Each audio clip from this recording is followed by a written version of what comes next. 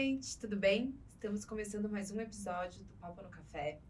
Hoje eu sou Manuela Mello e hoje eu estou com a Renata Rothbart, diretamente de São Paulo, nos nossos estúdios. Muito bom te ver. Obrigada por ter vindo.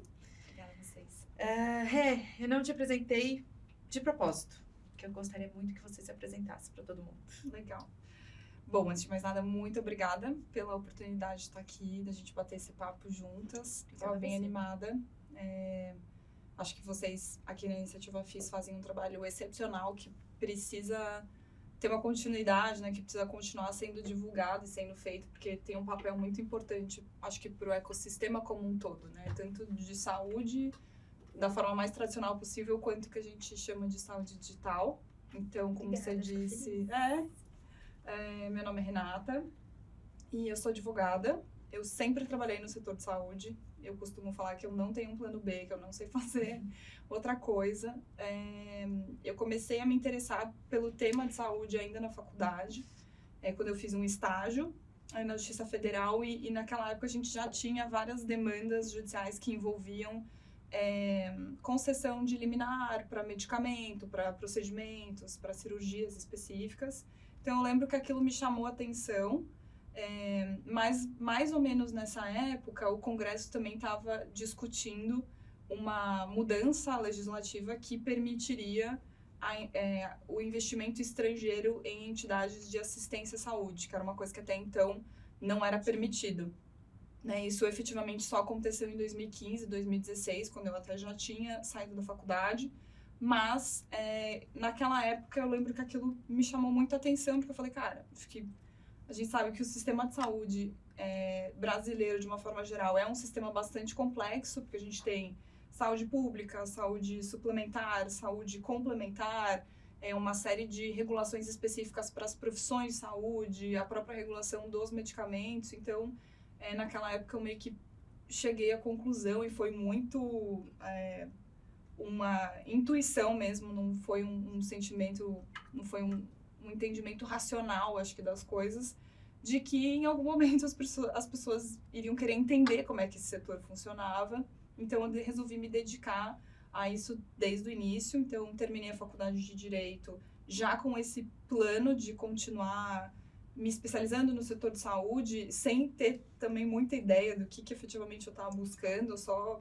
tinha meio que uma direção, assim, e por isso eu fui para São Paulo, para São Paulo para continuar estudando, fiz uma especialização em Direito Sanitário, continuei trabalhando com isso, mas no início da minha carreira eu trabalhava muito mais com demandas contenciosas, né? Então processo judicial, processos administrativos, e aos poucos eu fui migrando para uma atuação que hoje em dia é quase que 100% consultiva.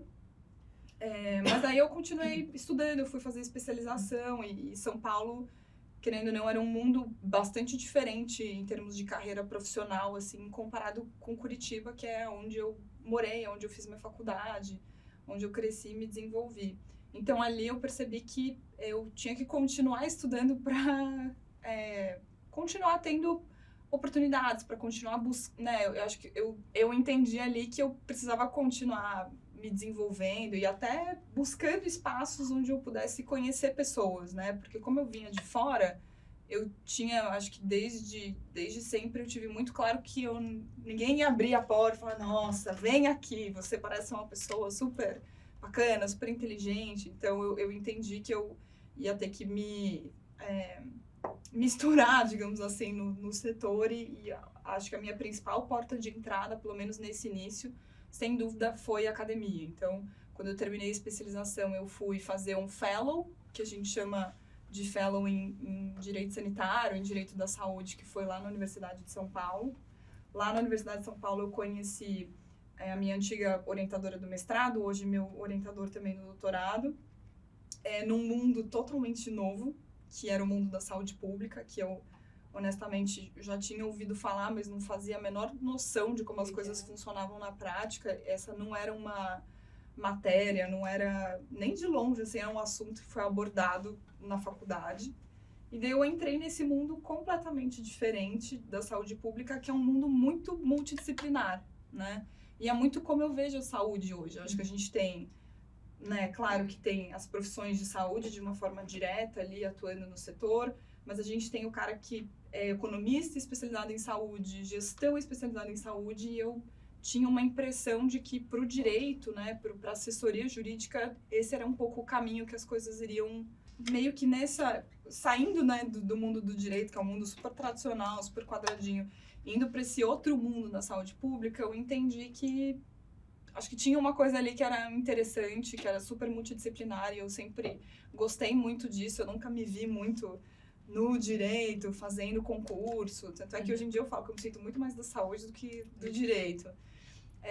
E lá eu, enfim, me desenvolvi muito. Acho que muitas portas se abriram. Eu acabei entrando no mestrado lá, fiz meu mestrado na saúde pública.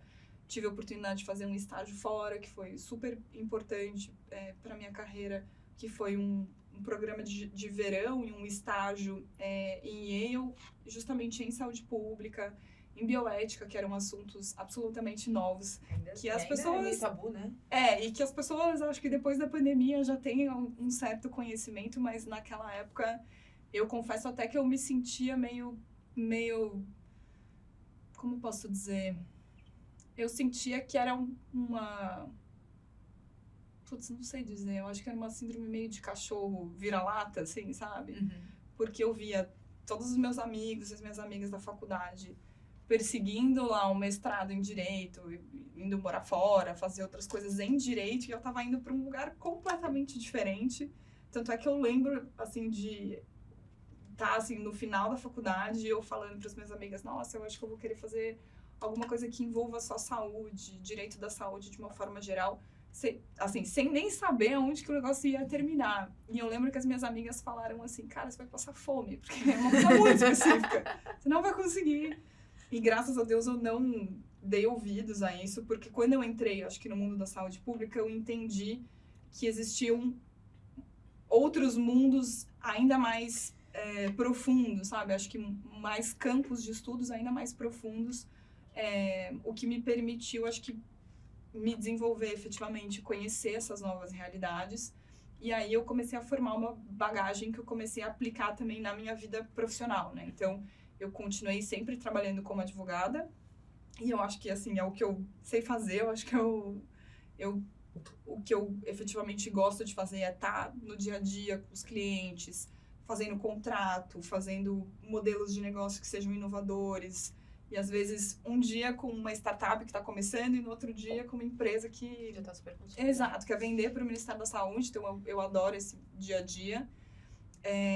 Mas eu comecei a ver que o negócio, o próprio setor, assim, acho que foi evoluindo ao longo desse tempo, né? Uhum. Então, eu fiz o meu mestrado, hoje em dia eu faço doutorado, continuo estudando, porque eu acho que tem muita coisa nova, né? E eu sempre digo que esse é um setor que ele evoluiu muito nos últimos 10 anos, 12 anos, na minha visão, em decorrência de 2 fatores. O primeiro deles, sem dúvida, foi a questão do capital estrangeiro, né? Quando o Brasil se abriu para essa possibilidade de capital estrangeiro em assistência à saúde, então todo o movimento que a gente vê hoje de consolidação, de M&A, em hospitais, em clínicas especializadas e assim por diante, se deve se deve totalmente, né, a essa mudança. E por tabela, eu acho que o setor todo se profissionalizou. Então, acho que as agências reguladoras evoluíram muito ao longo desse tempo. Outros stakeholders, né, por mais que não fossem ter um investimento direto ali, mas eu acho que, por tabela, os outros players passaram a se profissionalizar também. Então, a rede de farmácias e drogarias, a própria indústria, os laboratórios de análises clínicas, e é um setor extremamente fragmentado, né, hoje em dia. Então, você tem muita possibilidade, muito espaço ainda para melhoria, mas ao longo do tempo, acho que essa evolução pode ser constatada de uma forma bastante significativa nesse pré e pós investimento estrangeiro.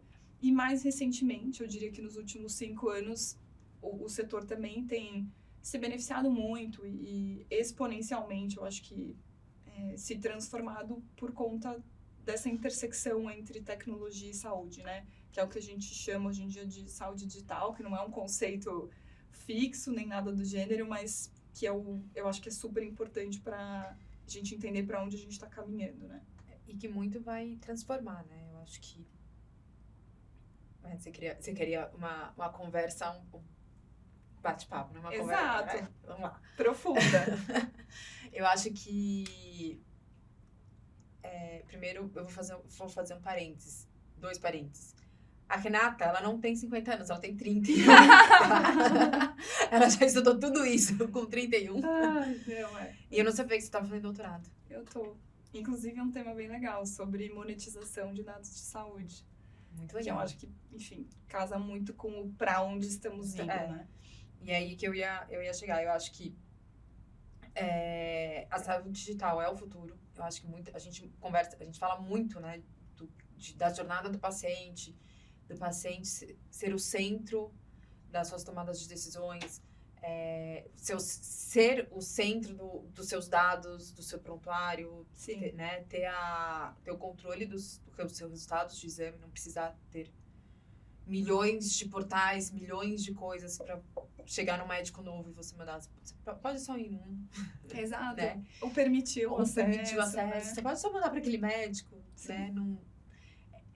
É muito mais fácil. Uhum.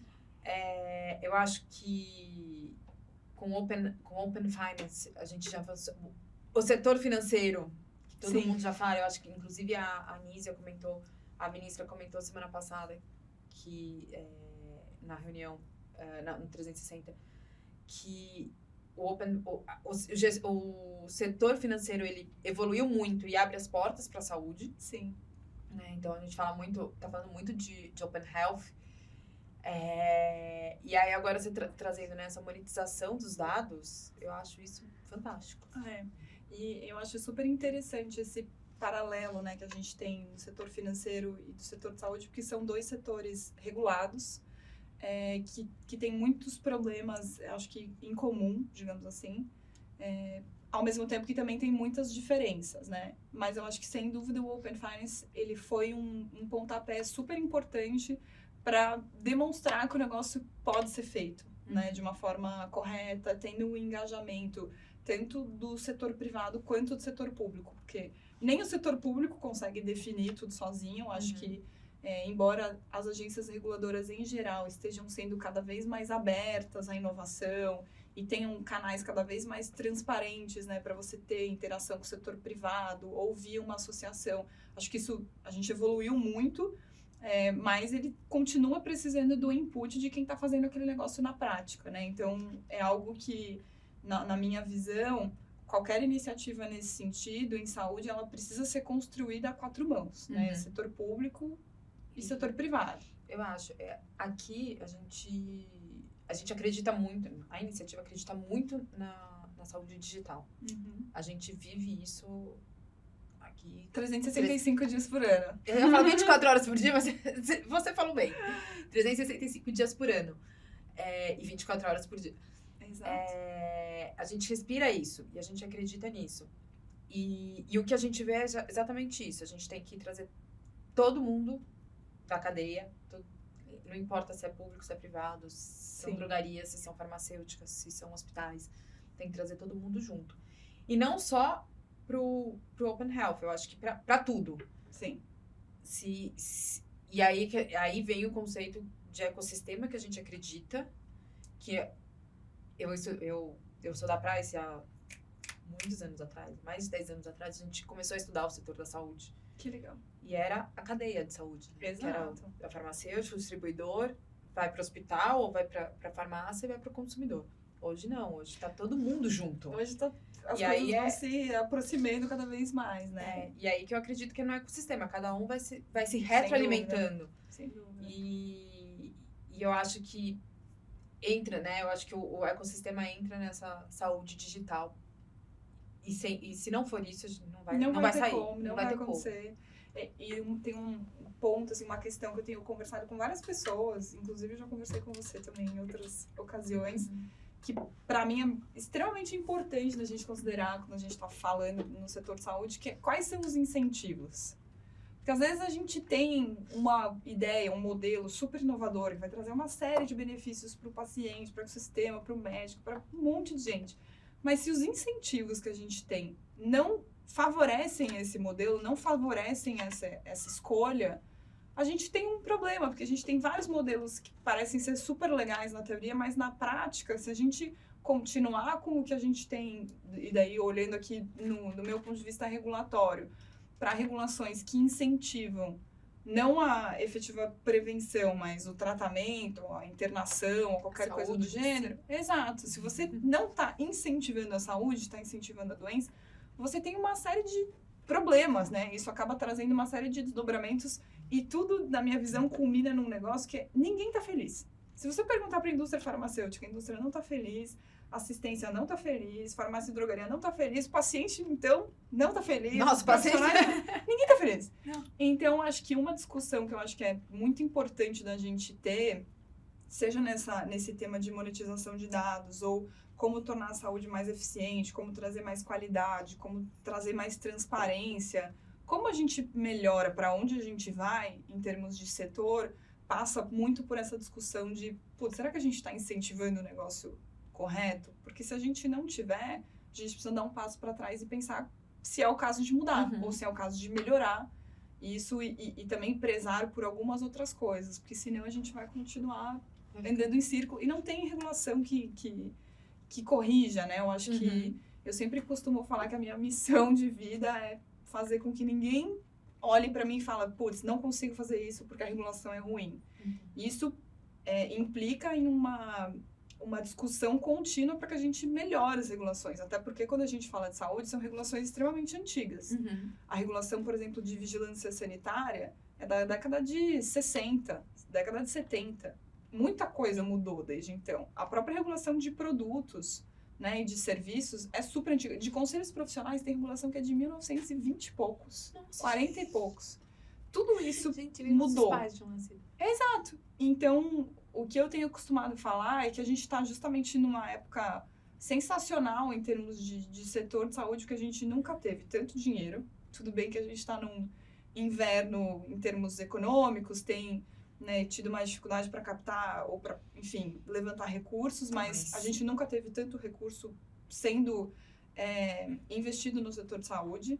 Nunca foi olhado tanto o setor de saúde. A gente nunca teve tanta visibilidade dos problemas. Hoje em dia a gente consegue identificar quais são os gargalos, o que precisa ser mudado, o que precisa ser melhorado. E a gente nunca teve tanta gente boa olhando para o setor e fazendo coisas no setor. Então a gente precisa juntar tudo isso e propor para o governo, para as entidades setoriais, para o ecossistema como um todo, uma revisão do que não funciona mais, né? Do que eventualmente funcionava nessa saúde, digamos assim, tradicional, mas para a saúde digital a gente vai ter que atualizar. Isso faz parte, é normal. Então, acho que é um momento muito interessante e que se a gente não fizer, depois fica mais difícil de mudar, né? Vai ficar bem complicado. Pois é. Eu vou mudar um pouquinho de assunto. Vai fundo. Ô, Rê, assim, é porque eu juro por Deus, a informação do doutorado eu fiquei apegada. Mas é um tema muito interessante, viu? Não, é muito legal. Eu tô sofrendo um pouco. É isso que eu queria cara. saber. Porque assim... Eu tô naquele momento que eu falo, por quê? Por que eu fiz isso? Por que eu me enfiei nisso? Por que eu fiz isso? Agora vamos no fundo. Vamos... Porque, então, aí que eu ia te perguntar, assim, você tá... Você é muito bem sucedida, você tem uma mega equipe embaixo de você. Você não é de São Paulo, uma cidade, né? Você tá numa cidade diferente, apesar de estar um tempo lá, é uma cidade diferente. Sim. E você ainda tá fazendo doutorado. E ela luta. Jiu-jitsu. É verdade. E ela luta jiu-jitsu. E assim, como você consegue fazer tudo? Cara, eu acho que com organização, Primeiro, eu acho que você tem que ter uma equipe muito boa. E daí, equipe em todos os sentidos. Equipe pessoal, né? Assim, os seus relacionamentos pessoais, seus relacionamentos familiares, seus relacionamentos profissionais. Acho que isso acaba sendo essencial.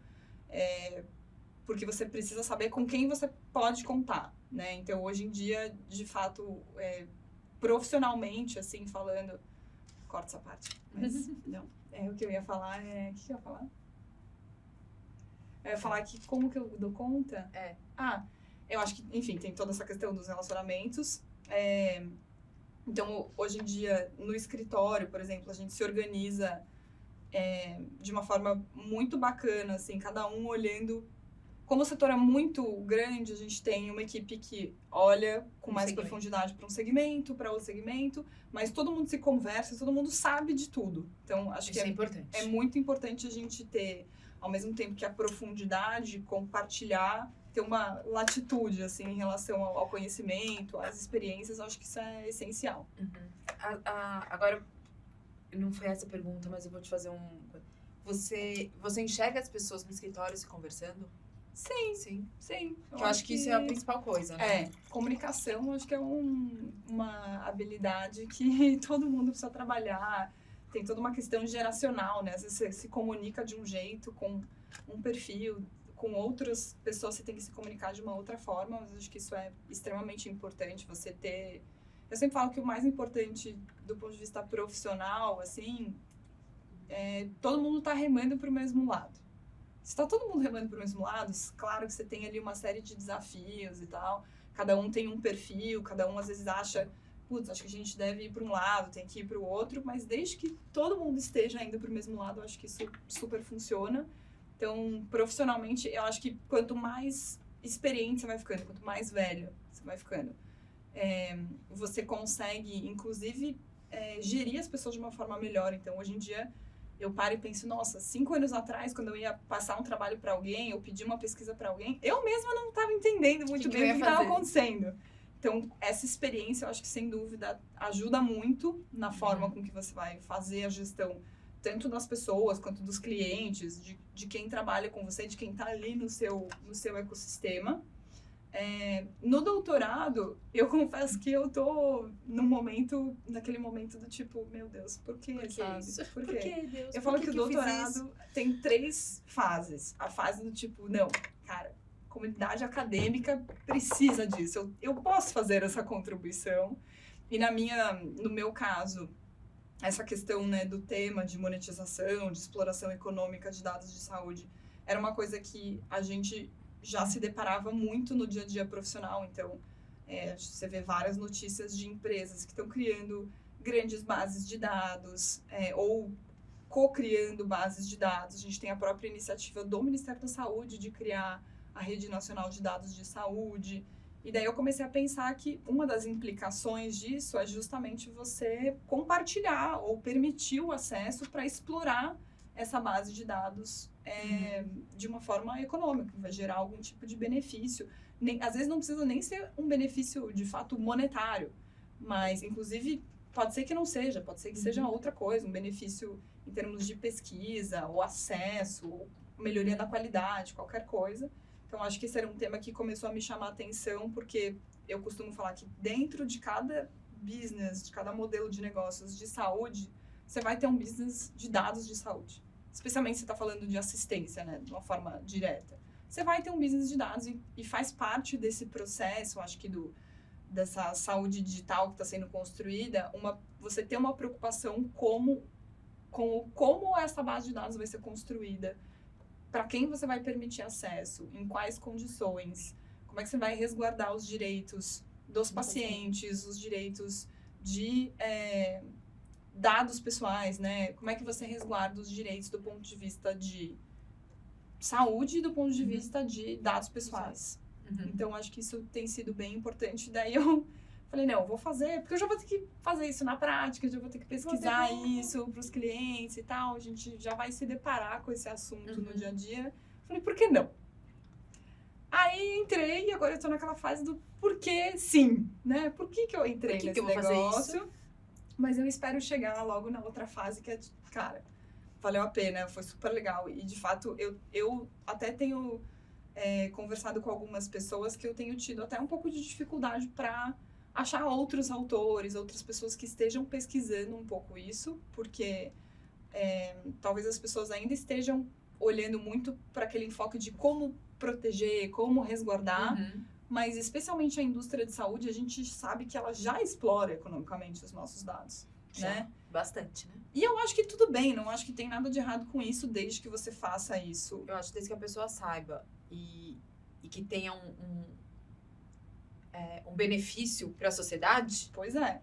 É aí que a gente começa a entrar numa questão de o que é esse benefício, né? Vai ter que ser um benefício econômico, vai ter que ser um benefício assistencial. Não, que seja assistencial, que Pois seja ajudar em pesquisa. Total. Eu acho que, assim, a gente tem muito a ganhar. Embora a gente tem várias discussões sobre como é que a inteligência artificial vai impactar, se a gente, de fato, pode confiar nessas bases de dados, se a gente não vai gerar mais vieses, ou será que a gente vai, eventualmente, tomar decisões que vão ser decisões falhas a partir dessas análises, que eu acho que são todas discussões legítimas. Por outro lado, a gente sabe que isso é given, o setor já faz isso. Do meu ponto de vista, eu acho que desde que você faça isso considerando determinadas premissas, acho que é possível, é viável de fazer, tanto do ponto de vista jurídico quanto do ponto de vista ético. Mas a minha principal inquietação hoje é, se todo mundo está fazendo, por que o próprio paciente eventualmente não pode fazer? Né? Por que ele não pode se beneficiar mais diretamente disso? Então, tem algumas iniciativas super legais, principalmente nos Estados Unidos, que são iniciativas que permitem o paciente, eventualmente, subir lá o prontuário dele e participar de uma pesquisa clínica com base nessa análise, entendeu? Ou de compartilhar um acesso para, sei lá, explorar um outro, sei lá, uma possível droga, qualquer outra coisa que seja. Legal. Eu conheço nos Estados Unidos uma plataforma, uma rede social de pessoas e aí ele fez para o fundador, ele criou para uma doença específica, mas abriu para outras, que as pessoas elas sobem os sintomas, por exemplo. Hoje eu estou feliz, tomei Tilenol. Hoje estou triste. No dia seguinte, tomei Novalgina, eu tive uma febre. E aí ele vai colhendo esses dados para a indústria e para a academia estudar os possíveis tratamentos para aquela doença que a pessoa se inscreveu. E até não deixa de ser um dado de vida real, né? Do tipo, como que aquele medicamento está funcionando numa população de milhões de pessoas, né? E é exatamente isso. O que eu sei é, um parente dele, eu não sei se era irmão, tio, avô, teve uma determinada doença, e essa doença não tinha tratamento. E aí ele não tinha nenhuma base de apoio, nenhum grupo de apoio, que nos Estados Unidos tem muito isso, né? Um grupo de apoio para discutir... Associação de pacientes e tal. Para discutir sobre aquilo. E aí ele criou isso digitalmente, como um Facebook, que as pessoas vão colocando os insights, e aí ele conseguia disponibilizar, né? Ele conseguia disponibilizar para a indústria entender o que os médicos estavam prescrevendo e o que eles estavam realmente fazendo e o que estava levando para aquelas pessoas. Sim. Sem precisar de uma pesquisa efetiva. Sim. E foi legal. No começo eles tiveram algum problema. Eles tiveram alguns problemas. Sim, é o Patients Like Me, né? Exatamente. Cara, eu acho super interessante isso. Eu acho isso muito legal. Tem um gap, né? Assim, depois que você testa o produto, seja um medical device, agora mais recentemente a gente tem tido muito o que a gente chama de software as a medical device, né? Que é um medical device, só que ele é um software como a maioria dos smartwatches que a gente vê hoje que fazem eletrocardiograma, que medem oxigenação, tudo isso acaba entrando nessa categoria que a gente chama de SAMD, ou software médico, ou software as a medical device. Mas todos esses testes que são feitos para você colocar esse produto no mercado estão sendo feitos num ambiente totalmente controlado, o que está certo, né? Nenhum problema em relação a isso. Agora, depois que você coloca aquilo no mercado, pode ser que você eventualmente descubra que você tem um gap em relação ao que você testou e a realidade de como aquele produto está se demonstrando, a realidade de como aquele produto está, como é que se diz?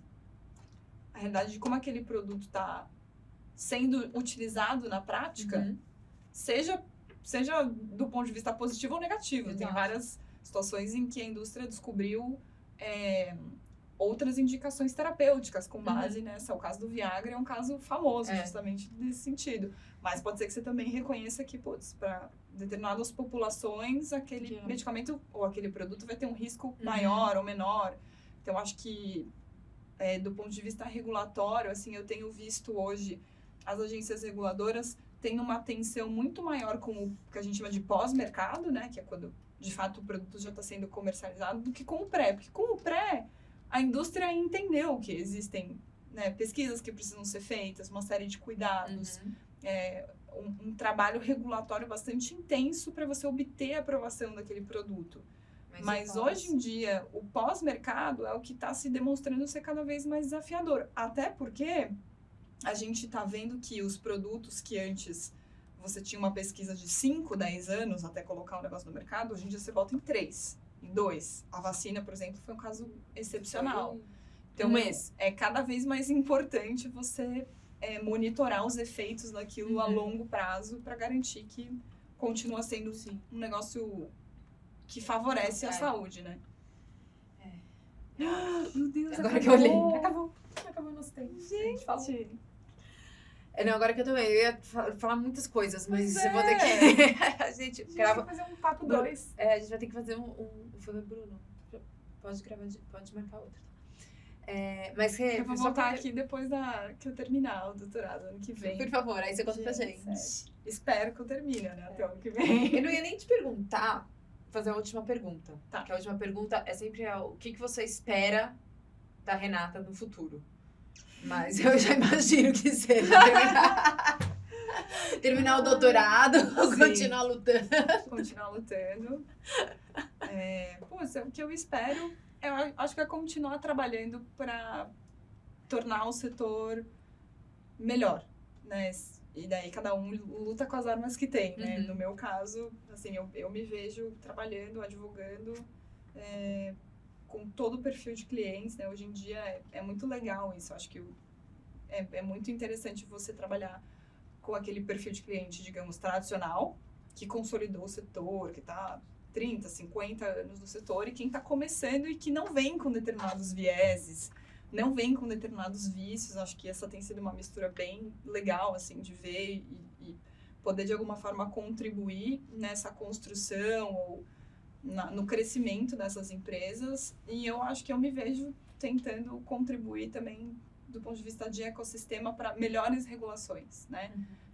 Claro que o setor de saúde ele é regulado aqui, em qualquer outro lugar do mundo. Pode ser que ele seja mais ou menos regulado, pode ser que a gente tenha regulações melhores ou piores, mas ele é regulado. Então isso, acho que é um fato que a gente precisa lidar. E o que eu tento fazer sempre, e vou continuar fazendo, é pensar em regulações melhores, né? Regulações que foquem nos incentivos corretos, que foquem no benefício, de fato, do paciente, que resguardem os profissionais de saúde, porque eles têm uma super responsabilidade, e que permitam a sustentabilidade do setor como um todo, seja do ponto de vista de saúde pública, de saúde suplementar, de saúde complementar, porque sem saúde é difícil.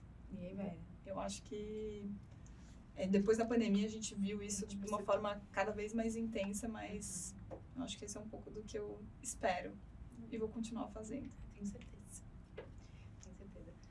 Obrigada. Obrigada a você. Mais uma vez. Gente, esse foi mais um episódio do podcast Papo no Café. Espero que tenham gostado. Continue seguindo a gente nas nossas redes sociais, nosso canal do YouTube, na nossa newsletter e que vem o próximo. Esse episódio do podcast Papo no Café tem como oferecimento parceiros Prime, Américas, Amil, AstraZeneca, Blessing Laboratório, Cortex Med, MedHeal, Novartis, Oncoclínicas, Pronep, Lifecare, Roche, Cidine Brasil, Senac, Sodexo Saúde, White Martins.